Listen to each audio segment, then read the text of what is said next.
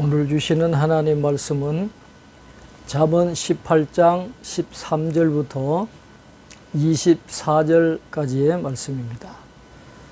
사연을 듣기 전에 대답하는 자는 미련하여 욕을 당하느니라 그랬습니다.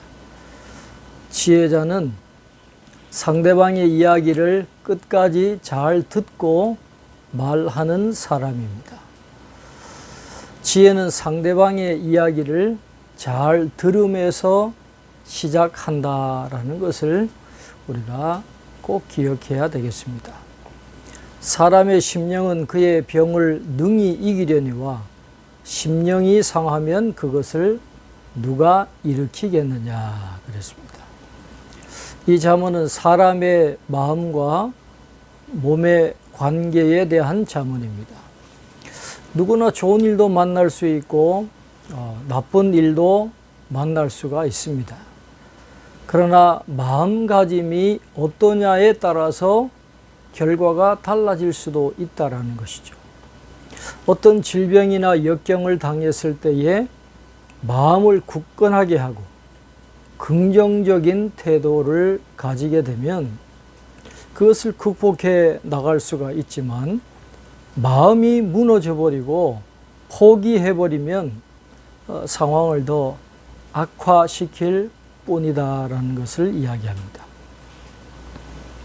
명철한 자의 마음은 지식을 얻고 지혜로운 자의 귀는 지식을 구하느니라 그랬습니다. 마음은 그 사람의 행동을 결정하는 의지의 중심을 이야기합니다. 지혜를 얻고자 하는 사람은 배우고자 하는 의지를 가져야 되는 것입니다. 귀는 듣는 신체 기관입니다. 성경은 들음의 전통을 강조하고 있습니다. 말하기보다는 잘 듣는 것을 계속해서 강조하고 있음을 보게 됩니다. 사람의 선물은 그의 길을 넓게 하며 또 존귀한 자 앞으로 그를 인도하느니라 그랬습니다. 이 잠언은 뇌물에 대한 게 아니라 선물에 대한 것입니다. 선물은 길을 넓게 해주고 중요한 사람에게로 인도한다 그렇게 말씀합니다. 잠언에서는 뇌물과 선물에 대해서 모호한 태도를 견지하고 있음을 보게 됩니다. 상황과 때에 따라서 뇌물이 될 수도 있고 선물이 될 수도 있다라고 이야기하면서 절대적으로 이야기하고 있지를 않습니다. 송사에서는 먼저 온 사람의 말이 바른 것 같으나 그의 상대자가 와서 밝히느니라 그렇게 말씀합니다. 재판에서 진실은 당사자들의 말을 끝까지 들어봐야 된다는 것입니다. 따라서 재판에서 성급한 결론은 금물입니다. 재판뿐만 아니라 모든 분쟁에도 적용되어야 할 귀한 잠언인 것입니다. 제비 뽑는 것은 다툼을 그치게 하여 강한 자 사이에 해결하게 하느니라 라고 말씀합니다. 앞에 나오는 17절 말씀과 연결해서 힘 있는 자들끼리의 시시비비를 가리는 일에 있어서 제비 뽑기가 더 좋은 방법일 수도 있다라는 것입니다. 제비 뽑기의 결과를 하나님의 뜻으로 받아들였던 시대였기 때문에 힘 있는 소송 당사자들끼리의 분쟁을 해결하는 데 있어서 불공정의 시비가 일어나지 않는 좋은 방법이 제비 뽑기라고 이야기하고 있습니다. 노엽게 한 형제와 화목하기가 견고한 성을 취하기보다 어려운즉 이러한 다툼은 산성 문빗장 같으니라 라고 말씀하고 있습니다. 가까운 사이에 다툼이 벌어지면 화해하기가 그만큼 어렵다는 것입니다.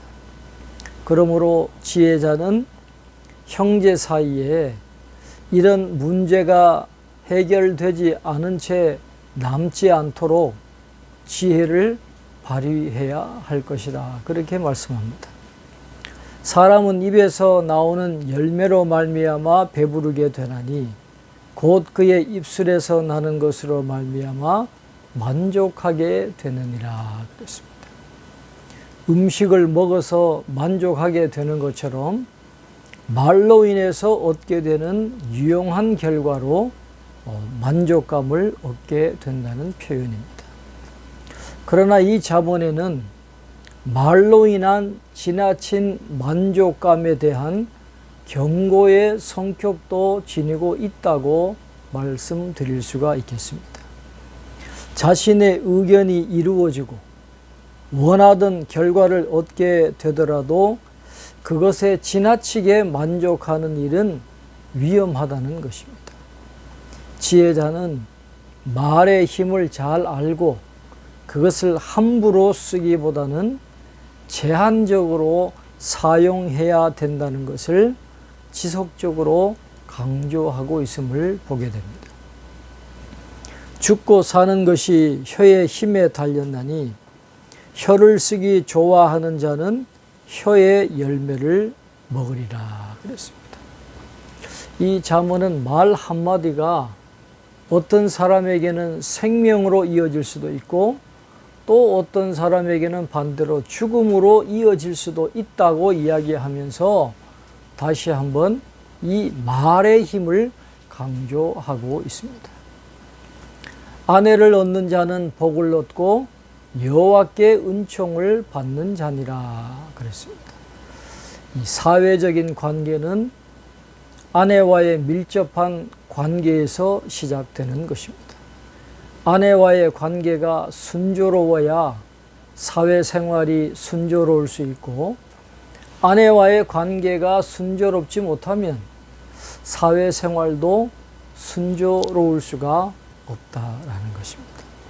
또 다른 한편으로 이 잠언에서 아내는 잠언 8장 35절에 지혜 여인의 말과 유사한 것을 보게 되면 이 아내는 지혜를 암시하고 있다고 말씀드릴 수가 있겠습니다.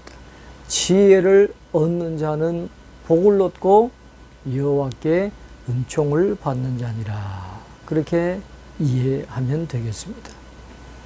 가난한 자는 간절한 말로 구하여도 부자는 엄한 말로 대답하느니라 그랬습니다. 가난한 자가 부자에게 가서 도와달라고 간청했지만 부자는 그 도움 요청에 차갑게 반응했다는 것입니다.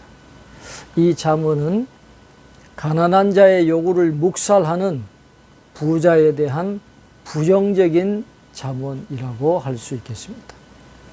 많은 친구를 얻는 자는 해를 당하게 되거니와 어떤 친구는 형제보다 친밀하니라 그랬습니다. 친구도 경우에 따라서는 해가 될 수도 있고 또 형제보다 더 친밀하게 되는 경우도 있다고 이야기합니다. 사귐의 정도가 깊고 친밀하여서 친형제보다 더 친밀하게 지낼 수 있는 친구 몇 명을 가진 사람이 참으로 지혜 있는 사람이다 라는 것을 강조하고 있습니다. 이번 큐티인 교재에서 잠언은 여기까지 되겠습니다. 살아있는 지혜, 여호와를 경외하는 자들에게 주시는 그 하나님의 지혜를 우리가 한 절 한 절 묵상하면서 잘 깨달아서 우리 믿음의 삶에 하나님이 원하시는 그런 아름다운 삶을 살아갈 수 있는 저와 여러분 되시기를 주님의 이름으로 축원합니다. 기도하겠습니다. 하나님 아버지, 오늘도 잠언의 말씀을 묵상하면서 믿음의 삶에 필요한 참된 지혜를 얻게 하시니 감사합니다. 여호와를 경외함으로 얻는 지혜, 그 지혜를 우리 모두에게 허락해 주시옵소서. 삶의 순간순간마다 하나님의 뜻에 합당한 말을 하고 합당한 선택을 하고 합당한 행위를 할 수 있는 저희들 되게 도와주셔서 참된 지혜자의 삶, 의인의 삶을 살아갈 수 있도록 도와주셔서 응보하시는 하나님께 인정받고 복을 받는 저희들의 삶이 될 수 있도록 축복해 주시옵소서. 오늘도 하나님이 주신 지혜로 하루를 살아가기 원합니다. 우리의 입술을 주장하여 주시고 생각을 주장하여 주시고 우리의 손과 발을 주장하여 주셔서 의인의 삶을 살아가는 복된 하루가 되게 도와주시옵소서. 감사하고 예수님 이름으로 기도하옵나이다. 아멘.